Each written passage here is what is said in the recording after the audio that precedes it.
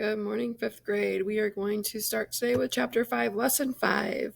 We're going to go ahead and start with our timeline first. So let's take a quick look at that.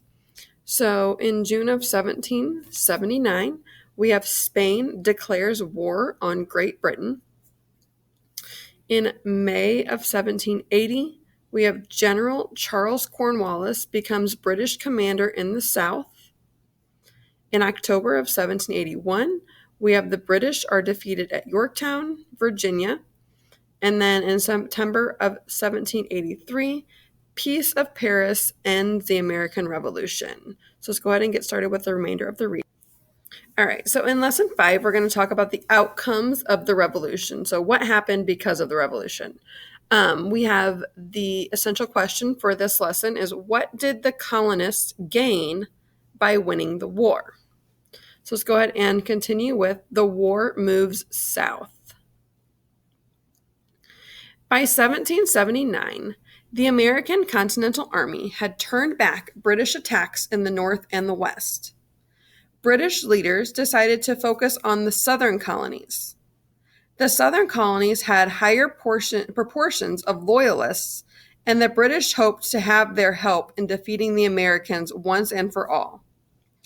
General Charles Cornwallis became the leader of the British troops in the South in 1780. Congress had very little money and almost no supplies for forces in the southern colonies. Between 1778 and 1781, the British won battles against the American General Nathanael Greene at Savannah, Georgia, and at Charlestown and Camden in South Carolina. At first, it seemed as if Cornwallis's plans were working.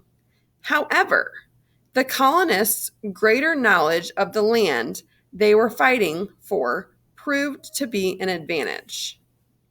So this is a picture here. This is The Dawn of Peace, Morning of the Surrender of Yorktown by A. Glarist Campbell. And I'm going to go ahead and flip the page so you can see that.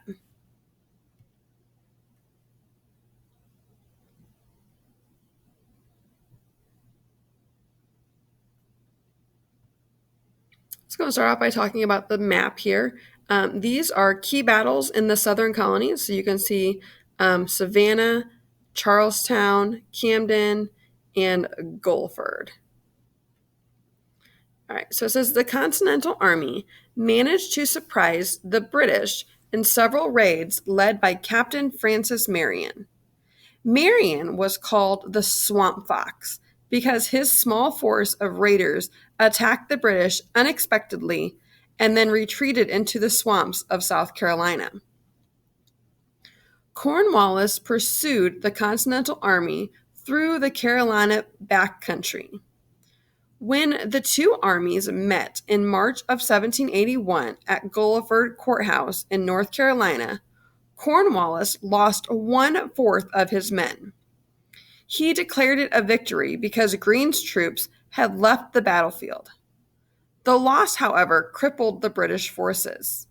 When word of the battle reached England, Charles James Fox declared in Parliament that another such victory would destroy the British army.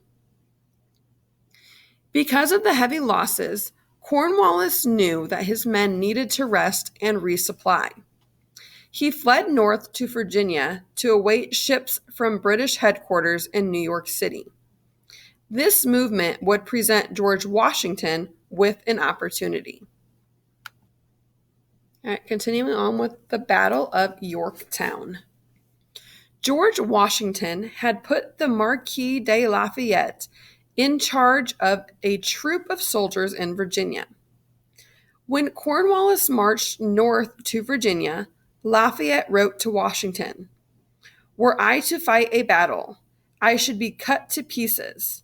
I am not strong enough even to get beaten." Lafayette did have an important secret weapon, however. James Armistead, who was enslaved in Virginia, volunteered to spy for Lafayette. From a position as Cornwallis's servant, he passed information about Cornwallis's plans and weaknesses. So remember, we have James Armistead. He was an African American who was a slave, and he worked as a spy for the colonists, for the Continental Army. And he told the Continental Army of Cornwallis's plans and their weaknesses as an army. And so that helped out the colonists. From the intelligence that Armistead provided, Lafayette formed a plan to blockade Chesapeake Bay. This prevented Cornwallis from resupplying his troops. Armistead told Cornwallis that the Americans planned to attack New York City, tricking Cornwallis into believing his army was safe at Yorktown. Meanwhile, Washington's troops and a French army moved quickly and secretly to Yorktown to join Lafayette. By the time Cornwallis realized what had happened, he was surrounded by a force more than twice the size of his own. The British battled the Americans and French at Yorktown for nearly 3 weeks. American cannons fired into the British camp. Outside the city, American and French troops blocked Cornwallis and his men from any possible escape. Meanwhile, French ships' blockade of Chesapeake Bay continued to prevent Cornwallis from getting any fresh supplies or troops.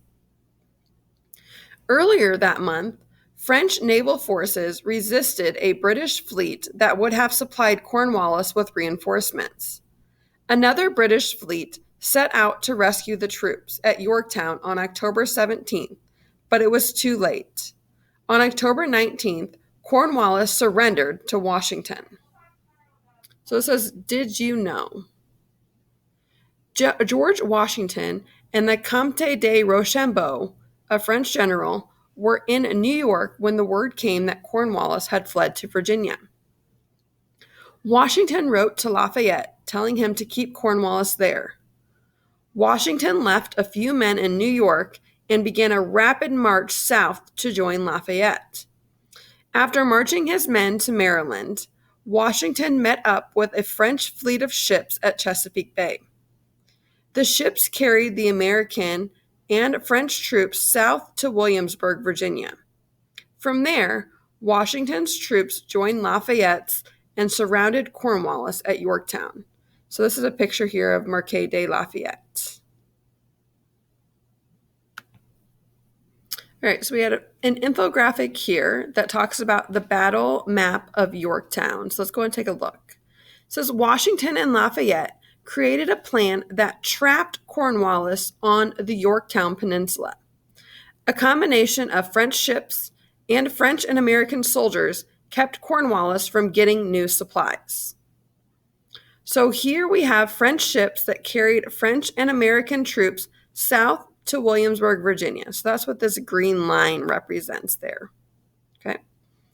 Then we have Washington's troops met Lafayette's troops to surround the British. Right about it here. And then we have a blockade of French ships prevented the British from getting supplies. So these French ships kept the British ships from coming in here to get supplies to Cornwallis, okay? And here is where Yorktown is located. Here is where the troops came on in at, and they were surrounded. They had no way to escape. All right, so we have ending the war. The Battle of Yorktown marked the end of the main British resistance to American independence. There were still British troops in several cities and on the frontier, but the cost of the war had gotten so high that the British people were opposed to supporting the war with their taxes. The slow process of ending the war began as Britain agreed to negotiate a treaty with the United States and its allies, France and Spain. The peace talks took place in Paris. John Adams, Benjamin Franklin, and John Jay were on hand to negotiate for the United States. The Peace of Paris, as it came to be called, was the treaty that ended the American Revolution. As part of the agreement, Britain had to recognize American independence. The Mississippi River became the nation's new western boundary.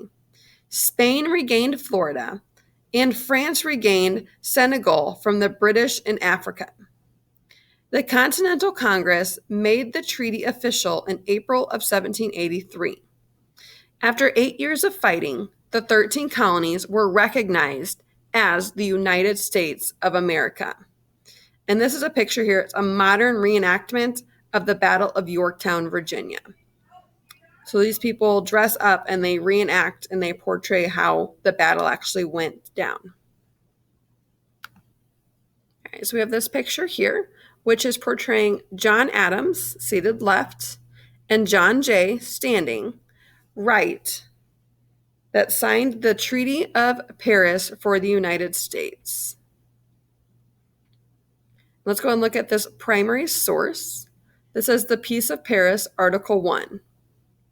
His Britannic Majesty acknowledges the said United States, viz., New Hampshire, Massachusetts Bay, Rhode Island, and Providence Plantations, Connecticut, New York, New Jersey, Pennsylvania, Delaware, Maryland, Virginia, North Carolina, South Carolina, and Georgia to be free, sovereign, and independent states, that he treats them as such, and for himself, his heirs, and successors, relinquishes all claims to the government property and territorial rights of the same at every part thereof.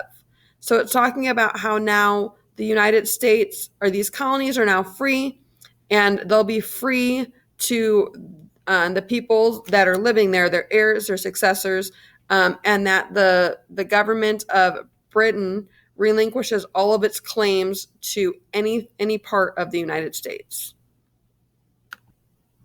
Let's go ahead and continue on with where it says, no victory for some. After the war ended, the 40,000 loyalists left in the country had to decide what to do. Some moved to Canada, which was still controlled by the British. Others remained in the United States. They tried to make the best life there, but many were forced to give up their homes and property. Enslaved people had hoped the end of the war would mean the end of slavery. To create a united government, however, the Congress agreed to allow slavery to continue in return for the support of the southern states. Native Americans, including the Mohawk and Iroquois, who had sided with the British, found that more and more Americans settled on Native American lands. The Americans saw the Native peoples as the enemies because of the Iroquois alliance with the British. Eventually, the Mohawk and Iroquois signed a peace agreement with the United States. It would still take many years before the phrase, all men are created equal, could truly include all people in the United States. Those African Americans who were free at the end of the Revolutionary War also met with disappointments. They found themselves receiving unequal treatment in many forms. One free African American in Massachusetts, Prince Hall, collected signatures for a petition protesting one form of this discrimination. So this is a primary source from Prince Hall, and this is from a petition that he presented to the Massachusetts state legislature in October of 1787.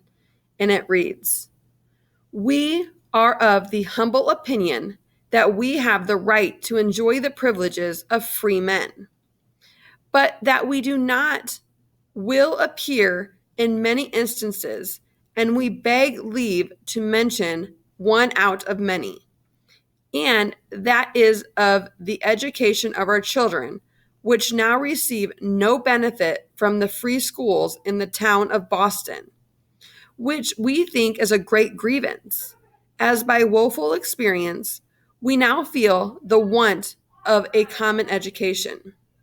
We therefore must fear for our rising offspring to see them in ignorance in a land of gospel light, when there is a provision made for them as well as others, and yet can't enjoy them, and not for other reason can be given this they are black. So this is Prince Hall talking about, hey, we want free and equal education for our black children, just like the white children have. And so this is what he's pretty much stating in this petition. So he was one person that really spoke out against the segregation and against blacks not having the same rights as whites after the war was ended.